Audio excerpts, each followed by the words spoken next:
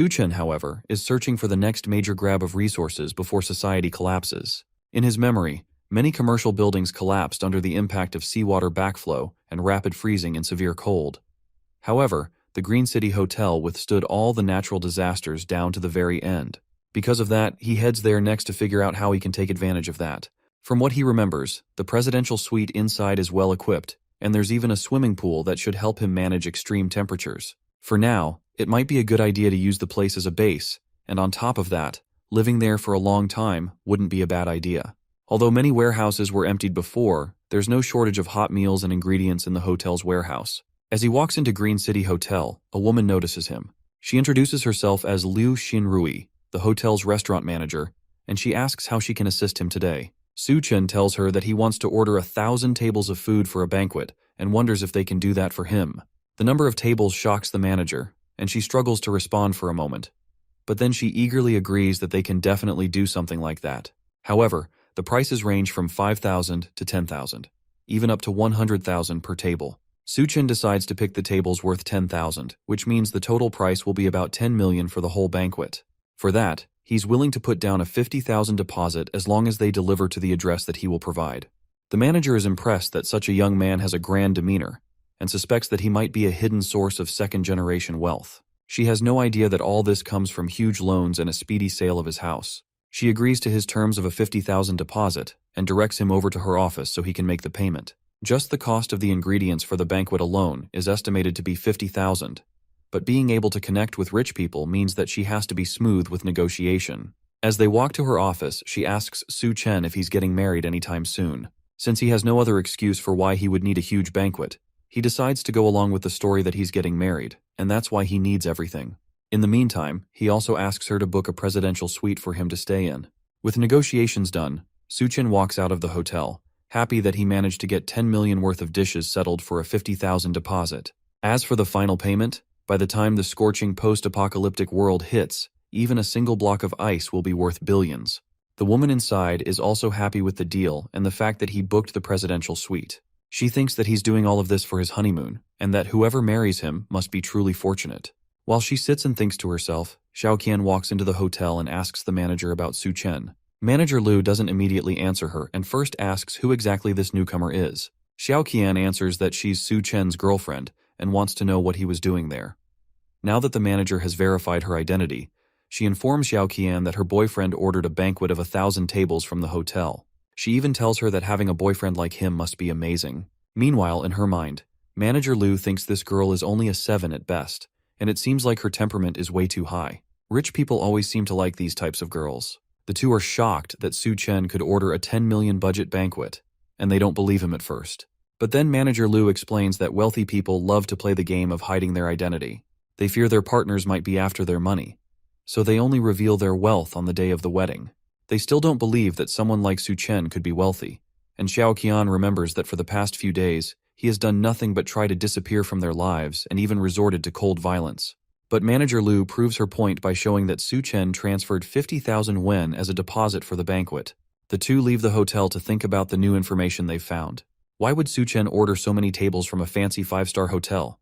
Who is he planning to invite? Xiaoqian believes he wants to introduce her to his wealthy circle and then bring her into his life of riches. Xiaoyu asks what they should do now that they know this while he reaches for her chest with his hand. She slaps his hand away and realizes that she needs to create opportunities for Su-chen to get back with her as soon as possible. In her mind, she starts imagining a life of wealth and luxury, where she's dressed in fancy clothes, living in a luxurious house, surrounded by maids and butlers catering to her needs. Just the thought of that alone makes her drool, and she can't believe that she would see this kind of opportunity with someone like Su-chen. Su-chen returns to his old home to continue planning his zero-cost purchase, which at this point was pretty much just stealing since he didn't plan to return anything that he had taken so far, or to pay for any of it either. During his raid, a lot of essential items hadn't been bought yet, and the remaining money was just not enough to cover the costs. So he resorts to another devious method to get money. He can use online loan apps to gain a ton of money quickly and use it to fund the rest of his raid. So for the whole afternoon, Su-chen downloaded more than 80 apps at once and spent a long amount of time taking selfies and gaining loan amounts that ranged from 30,000 wen and above. By the time he was done, he had gained about 970,000 wen in loans, and he was ready to start his shopping spree yet again. He collapses on the bed, feeling the urge to pass out, but there was no time to waste at all, and there were still many things to buy. He had to get fireplaces, ice makers, ice blocks, smokeless coal, and other supplies that weren't available in supermarkets. Fortunately, all these things can be bought online, and the delivery is super fast. He's going to need all these things to survive the extreme heat and the severe cold that will kick off the apocalypse. Him making it through the intense temperature changes will completely depend on whether he has enough materials to regulate the weather. So he gets to work, contacting multiple companies to prepare the materials that he would need. He starts by ordering 2,000 tons of smokeless coal and offers to pay 500,000 yen in deposits. Then he does the same thing with the ice factory, ordering multiple tons of ice from them as well. A few of the companies request a face-to-face discussion, so he leaves his apartment to head over and talk to the ice makers. As soon as he steps outside, he stumbles into a new face, followed by an unwelcome old one. Her name is Lina, and she is a close friend of Xiao Qian. In fact, she was the one that introduced them to each other and trapped him in that awful relationship. She walks up to him with a smile while her friend follows closely behind. She then tells him that his girlfriend has been missing him very much. He asks them if she has been missing him or if she has been missing his house. Lina tries to cover for her friend and tells Su Chen that his girlfriend was only testing him before. She accuses him of being clueless and ignoring how sad Xiao Qian has been without him. The gold digger of a girlfriend takes the opportunity to latch onto Su Chen's arm and plead with him. She asks him to accompany her for a walk and apologizes for scolding him yesterday in hopes that he won't be mad at her. The act doesn't impress him at all, and he pulls his arm away, telling her that he's busy and she should go and take a stroll by herself. Xiao Qian is surprised that Su Chen is acting so arrogantly, but Lina snaps her out of it and points out that he's taking a taxi somewhere. This might be her final test, so she encourages Xiao Qian to follow him in a different taxi and see where he goes. Su Chen makes his way to the ice factory to meet with the manager and place his order. The older gentleman greets him and seems surprised that Su Chen is so young despite all the things that he's buying. The two shake hands. Then the younger man follows up the discussion by asking how long it'll take to produce and ship the 2,000 tons of ice that he had ordered. The manager assures Su Chen that their ice factory is very efficient and one of the best in the state. He promises to deliver the edible ice in 3 days, and the total price of it all would be 800,000 yen. Su Chen agrees and hands over a 100,000 yen deposit. Then he gives the man an address to deliver the ice to in 3 days. Now that the transaction has been confirmed, the man decides to ask him why he needs so much ice. Was there some sort of large-scale event happening somewhere? If he is a regular organizer, then they could partner more in the future. He was somewhat correct, since there is definitely a large-scale event happening soon, but Su Chen can't just casually tell him that. So instead, he lies that he plans to donate all the ice to the Alishan for charity. The manager is surprised, but at the end of the day, an 800,000 yuan deal has been settled immediately at the entrance. That young man must really be something. As he watches Su Chen's taxi drive away, another taxi pulls up, and he wonders if this is someone else here for business without an appointment. Xiao Qian and Lina step out of the taxi and walk over to talk to the manager. Xiao Qian tells the boss that Su Chen is her fiancé, and she wants to know what they were talking about. He doubts her a little and wonders if this is some sort of detective play, but he still tells her that Su Chen had ordered 800,000 yuan worth of ice from his company. Xiao Qian and Lina nearly scream at the mention of that, since this pretty much confirms that Su Chen must be some sort of second-generation super-rich personality.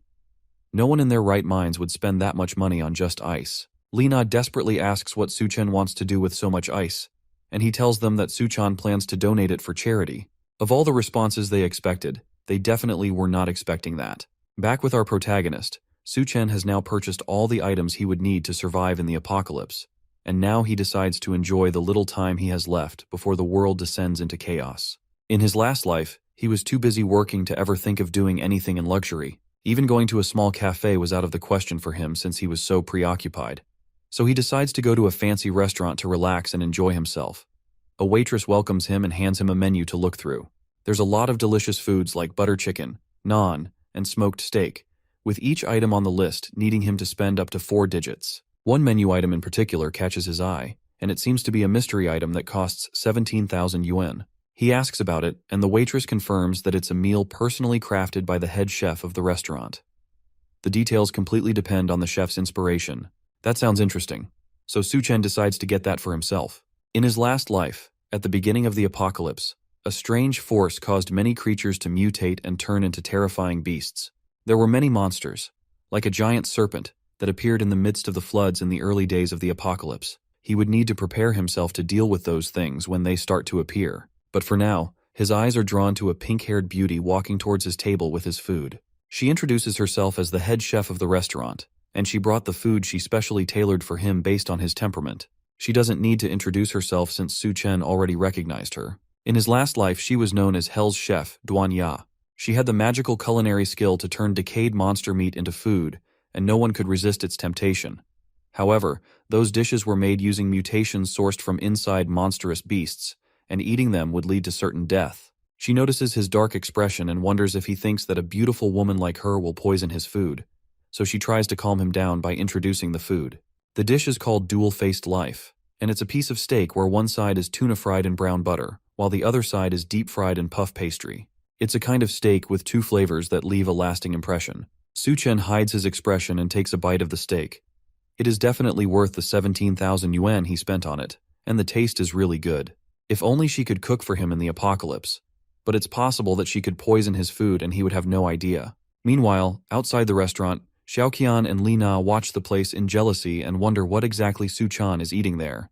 They've heard that each dish costs at least 10,000 yuan, and the fact that he's casually going there for a snack just further proves to them that he must be some kind of second-generation kid. Once Xiaoqian becomes a rich wife, she will definitely be able to take care of her sisters. Next in his adventure around town, Su Chen heads over to the Arya Scans bar in the Golden Sales Vault of Shangdu. In his past life, he regretted not being able to enjoy these kinds of extravagant places, and once the apocalypse starts, then places like these will no longer exist. So he's taking the chance to explore this place as much as he can. A group of girls sit beside him as soon as he gets settled down. He agrees to drink with them, but his eyes notice that one of the girls doesn't seem as enthusiastic about being there as her friends. The girls tell him that her name is Yun Yun, and this is her first time in the club. Her boyfriend just recently cheated on her, so they brought her to the club to have some fun. The guy didn't sleep with her at all and went on to cheat on her with an old woman. She's so depressed that she drinks an entire glass of alcohol, then slams it on the table. She then asks Su Chen if he's single and if he wants to have some fun with her. The girls cheer him on while Xiaoqian and Li Na enter the club and notice the two of them getting comfortable in the back. He notices the two of them. Then he takes the girl by the shoulder and leads her up the stairs. The two girls chase after him as he runs up the stairs and into a random bedroom. He locks the door behind them and tries to apologize for bringing her upstairs in a rush, but the girl seems more interested in laying with him. Our protag doesn't have any interest in taking advantage of her when she's clearly sad, so he flicks her on the forehead and warns her not to go out and to try to stock up on food in her house while she still can. Then he tries to advise her not to come to places like these since she seems to be more love-minded than her friends. But then he realized that there's no point since there will be no future for her to worry about. It's rare for him to have an opportunity to come to a place like this, but in this situation, he has no choice but to avoid them. He walks into the back of the hall and sees the two girls kicking down multiple doors in an attempt to find him. With these two here, there's no chance for him to enjoy himself for the rest of the night. He manages to escape their manhunt for him and heads home to relax and escape from the rampaging girls. The next day, all the things he ordered, including the smokeless charcoal and the ice, were shipped to him. Several trucks show up in front of a warehouse he had rented for the drop-off, and he guides them in to deliver the goods. One of the truckers is concerned that the warehouse doesn't have a refrigerated room, which means that there's a chance that all the ice will melt, but he tells them not to worry about that. He instructs them to move the goods into the warehouse and directs them to specific places in the warehouse. While all of this is happening, Xiao Yu tracks down Xiaoqian to tell her that Su Chen has rented a large warehouse in the suburbs, and he also bought a lot of large machines that are being moved into the warehouse. She's interested in what he's doing, so she goes over to the warehouse with Li Na to see what's going on for herself. The first thing they see as soon as they get there is the massive banquet from the Green City Hotel being delivered and set up. There was even a red carpet laid out, and the whole setup looked like an after-party for a wedding. Li Na is convinced to become a rich lady. Despite still being appalled that she's being told to do grunt work, she decides to just do it for the sake of her future rich girl lifestyle. She manages to lift a heavy box onto her shoulder to prove to him that she's not just a delicate woman. Li Na also tries to help out as well since she knows that second-generation rich people are usually lustful, and there's a chance that she could become a rich lady as well if she played her cards right. All the while, Su Chen just laughed at the free labor he was getting from these two. There were so many supplies to move around, and even though the hotel had sent some people to help, it would still take a long time to get everything into the warehouse. They spend the whole day moving things, and by evening, they are done. With all the work done, Xiaoqian is exhausted and angry. She worked all through the day without even a meal. Surely, after all this, she will definitely become a rich lady, just like she has always dreamed. Lena also lays on the floor exhausted. She can't believe that Su Chen made them lift heavy things all through the day. Just the ice blocks alone weighed over 100 pounds each. But now, the test is finally over, and he is going to make her his bride. Then they'll have a huge wedding, and all the wealthy guests will start appearing. At least that's what she thought when she walked over to confront Su Chen. The man is busy paying all the workers huge sums of money as thanks for their hard work. Then he promises to settle the remaining bill during the week according to their contract. The workers all sing in appreciation before leaving, while Xiao Qian leans against a door, waiting for him to propose to her. Su Chen walks past her and heads towards the warehouse. On his way, he thanks her for helping but tells her that she isn't getting any pay for her work, then tells her to leave. Xiao Qian desperately asks him to stop playing around with her. There had to be guests coming to see them start their good and happy married life. That's what all these preparations were for, right? Su Chen is amused by her thoughts of a good life. He almost wishes that their happily ever after would come. But now, not only did he sell his house, but he's in a ton of debt from the multiple loans he has taken out to buy all this stuff. Lina yells in surprise behind them. That had to be impossible. He bought over 10 million yuan worth of food from a restaurant, as well as tens of thousands of other supplies. How could he be broke after all of that? Su Chen decides to lie that there's a big boss who wanted to do a good deed, so he decided to help out. The boss wants to bring people from charity together and give them food and supplies. Xiao Qian can't take it anymore and lunges at him. She screams that he lied to her, and he has been leading her on this entire time. But our protagonist easily dodges the attack and tells her that he never lied to her. This entire thing was just her delusion, and she was left thinking something that wasn't true. She continues yelling at him while she lays on the ground. She thought he was a second-generation rich man, but now that she knows that he's broke, she tells him that he can forget about marrying her. That's completely fine with him since no one would ever care about a gold digger like her. That sends Xiao Qian over the edge, and she storms off, vowing that he will regret everything he has done to her. Lina follows behind, but not before warning Su Chen that he's finished. Su Chen is not even slightly worried about the empty threats. In the apocalypse, the only people that will regret anything are them once the apocalypse starts. With the two nuisances gone, he locks himself in the warehouse and looks at the mountain of resources that he has managed to gather. Now all he has to do is wait for the apocalypse to descend. He opens up his infinite storage and stows them away for later. Now, with all of that done, he goes back to the Green City Hotel to enjoy another relaxing meal while waiting for civilization to collapse. As he's relaxing in the hotel lobby with a nice meal, a loud group of people walk in, and they're all people that he recognizes. Dahai tells Xiao Qian that all she has to do is follow Xiao Yu to find the good life that she has been looking for. In Chengdu, his words still carry a lot of weight, and he will be able to take care of her. The younger man takes the opportunity to tell her that he will make sure to make up for the bad treatment that Su Chen gave her. He tells her that she should have dumped the abuser a long time ago to be with him. Xiao Qian falls for all of it immediately and allows him to hold her while they walk into the hotel. Then Xiao Yu assures her that his older brother will do everything he can to make sure that they take revenge on Su Chen for her. To her, Xiao Yu isn't that bad, and his big brother is quite wealthy as well. Being with him will be better than being with a bootlicker like Su Chen. The noise finally causes Su Chen to speak up and points out that Xiao Qian really isn't picky with who she decides to stick with. His sudden appearance shocks her, and Xiao Yu takes the opportunity to tell his brother that this guy is the man who dared to attack him. Dahai recognizes him as the guy that he gave a huge loan to recently. The bigger man has been planning to find him for a while now, but now that he knows that his benefactor is the same person that harassed his brother, he now has more plans for the foolish younger man. Xiao Yu is surprised that his brother knows Su Chen, and the large man tells him that this guy is the same person that mortgaged his house and borrowed over 500,000 yuan from him. And on top of that, it just so happens that tomorrow is the repayment day. It seems like they both have scores to settle with him. Xiao Qian is grossed out by the fact that he even had the audacity to borrow money from Dahai. Because of that, he definitely won't be able to clear the debt in this lifetime.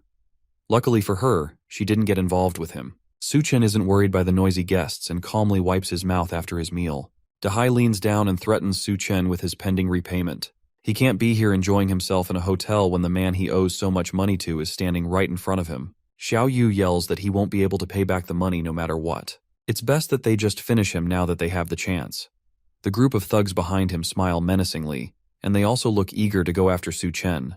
While all of this is happening, Manager Louis comes in to try and pacify the situation.